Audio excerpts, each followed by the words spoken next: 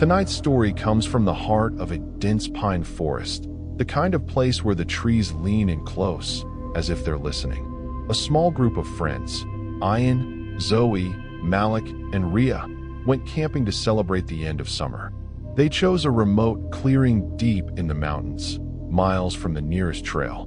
By the time the sun dipped behind the trees, their fire was glowing bright, and the forest felt strangely quiet. Not peaceful quiet, holding your breath quiet. Hours passed. They chatted, told jokes, roasted marshmallows. Everything felt normal, until Zoe asked the question that froze everyone. Who was that laughing? The others went silent. A distant, high-pitched giggle drifted from the darkness behind them, soft, playful, and completely out of place. Malik whispered, "Kids don't come this far into the woods, right?" The giggle came again, this time closer. Ian grabbed a flashlight and pointed it toward the tree line. Nothing. But as he lowered his hand, something moved. A shadow, tall and thin, stood just beyond the light of the fire. Not a person, not an animal. A shape, like a human silhouette cut out of the night itself. And it was shaking slightly, as if it was trying not to laugh out loud. Rhea's voice trembled. "Guys, it's watching us." The shadow leaned forward, almost curious. Then the giggling stopped, and the laugh deepened. The voice sounded older, heavier, colder. Ian dropped the flashlight. The fire crackled louder, smoke swirling higher, as if the flames were afraid too. The shadow stepped closer, stopping right where the firelight ended, like an invisible wall was holding it back. It tilted its head.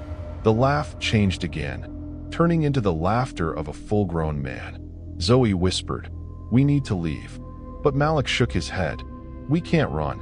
If it's watching us now, imagine what happens if we turn our backs." The shadow stretched taller, impossibly tall, its edges flickering like smoke. Then the laugh changed again.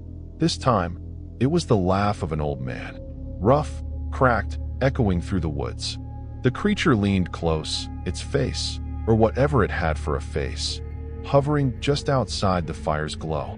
And it whispered, in a voice that sounded hundreds of years old, "Keep the fire burning." The flames hissed. Sparks jumped. The four of them didn't sleep that night. They fed the fire non-stop, terrified of what would happen if it faded. At dawn, when the first light touched the forest, the shadow finally stepped back. It sank into the trees, dissolved into the fog, and vanished. They packed their gear and ran.